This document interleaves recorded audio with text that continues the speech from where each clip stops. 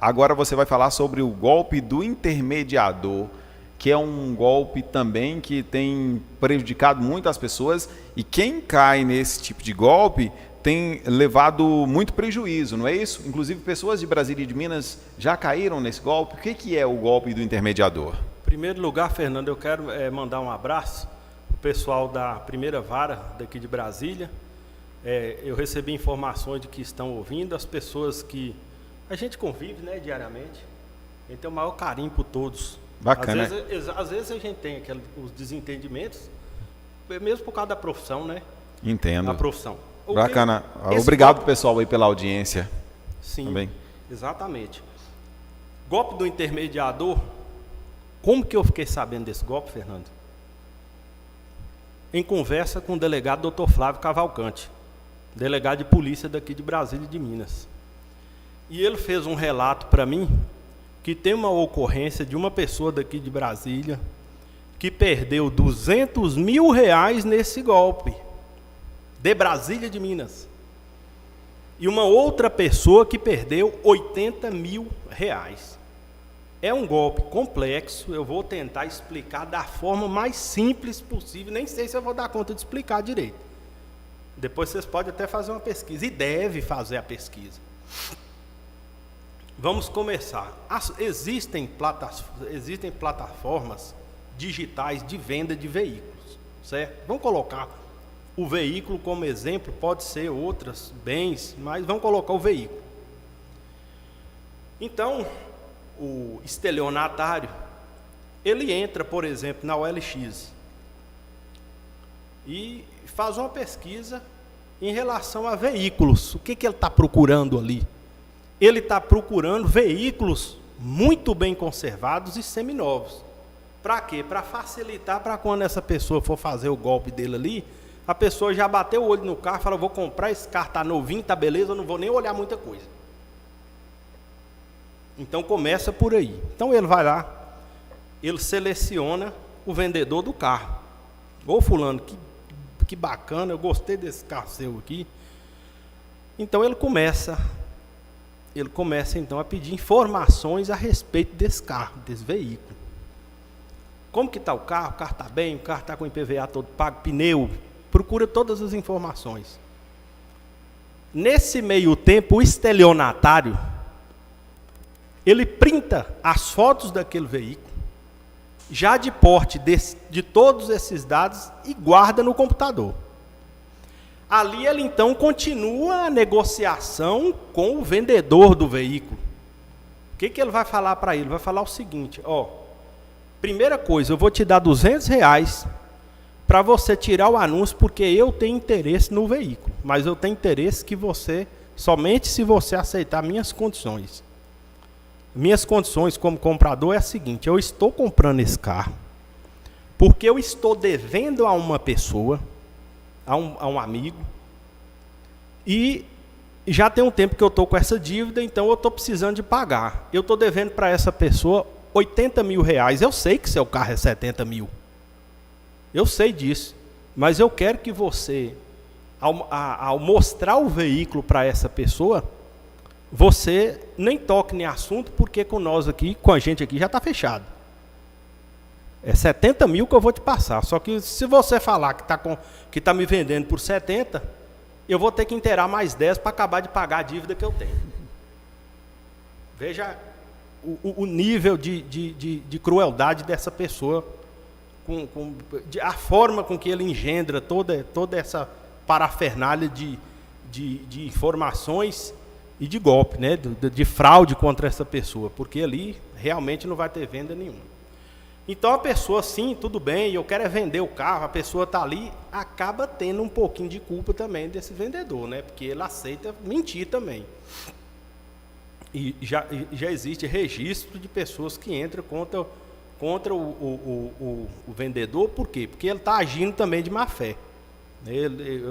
A lei, tanto o Código de Processo Civil quanto o Código Civil, as relações contratuais devem ser respaldadas na boa-fé objetiva. Então vamos lá. Então essa pessoa já conversou com o vendedor, já está tudo organizado, tudo esquematizado. O que ele vai fazer a partir de então? ele vai publicar aqueles prints que ele copiou daquele vendedor e vai se colocar como vendedor do veículo.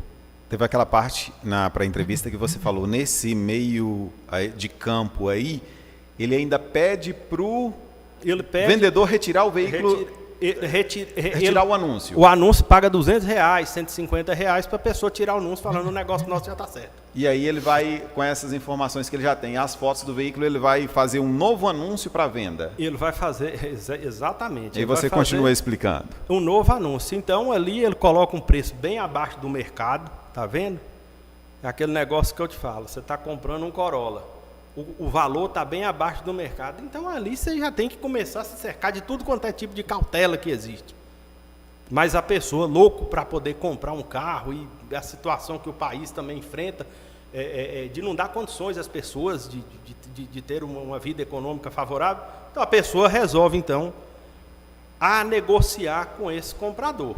Então aí ele já vai negociar com esse novo comprador do veículo, sendo que a pessoa que está vendendo é o estelionatário. Aí, Fernando, é o que eu digo. O que ele vai falar para esse comprador? Ele vai falar assim, ó, eu vou te vender o veículo, tudo bem, não tem problema nenhum, só que é o seguinte, vamos marcar aqui uma data para você ver o veículo, você quer ver o veículo? A pessoa fala, eu quero ir ver o veículo, eu tenho que ver, né? O comprador quer ver. Aí ele vai e fala o seguinte, só que o negócio é assim, quem vai te mostrar o veículo é um primo meu, e ele é assim meio apressado, e ele vai lá levar, porque eu estou um pouco sem tempo, eu não vou poder. Então, o que acontece? Neste exato momento, Fernando, ele cria uma situação de encontro entre o real vendedor e o real comprador. O vendedor vê que a pessoa que está se aproximando, o comprador, ele fala assim, ó, está aproximando o camarada que vai receber o carro. Por que ele vai receber esse carro? Porque ele tem uma dívida com aquela pessoa, né? O vendedor pensa, e o comprador fala, lá vem o primo. Lá vem o primo me mostrar o carro. A partir desse momento, nenhum entra em contato, não fala nada um com o outro. E aí o que acontece? Eles são levados pelo vendedor até a veja audácia, até a porta do cartório. Momento em que o comprador faz o depósito do valor do veículo e chega na hora de assinar lá na frente do tabelião. Ele vira e fala assim, pois é, eu vou assinar agora, você podia fazer a transferência para mim? Aí ele fala assim, eu acabei de transferir para aquele primo seu que está com o carro. Que primo? O carro. Que primo? Não estou sabendo de primo nenhum, não. É o primo que conversou, e eles começam a trocar ideia a respeito do assunto, trocar informações, e naquele momento eles descobrem que caíram em um golpe. Todos dois caíram num golpe. Existem variáveis desse golpe, em que a pessoa perde o carro, outras formas de praticar o golpe, mas sempre por meio do intermediador. Então as pessoas mandam perguntas só em relação às leis que são aplicadas nisso aqui. E eu sempre digo, nós temos que avaliar critério científico. A ciência diz que a conduta, o dano e o nexo causal tem que estar presente. Existe sistema de proteção. Por exemplo, uma coisa que ninguém falou. A OLX não seria responsável por esse tipo de dano, porque a OLX está recebendo na sua plataforma virtual uma pessoa que se diz vendedor e que nem o dono do veículo ele não é. Então, seria muito bom que a OLX se cercasse de cautela para falar, você está vendendo na minha plataforma, mas esse veículo você vai ter que provar que é seu mesmo, e que é você que está vendendo o veículo, porque se for assim, isso aí fica muito fácil de entrar nessas plataformas. Hoje tem a Lei Geral de Proteção de Dados, como o meu amigo, irmão, Magno Bento, que é o futuro grande advogado aqui de Brasília e de Minas, tem falado sobre isso aqui também. Então, essas leis são boas. Lei Carolina Dickmann, Lei de Proteção, Lei do Marco Civil da Internet, todas essas leis. Tem lei, não tem? Então, e aí?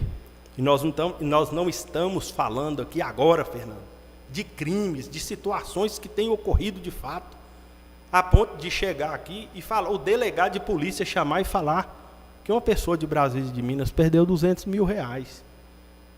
Eu acho que é muito dinheiro para a pessoa jogar simplesmente fora.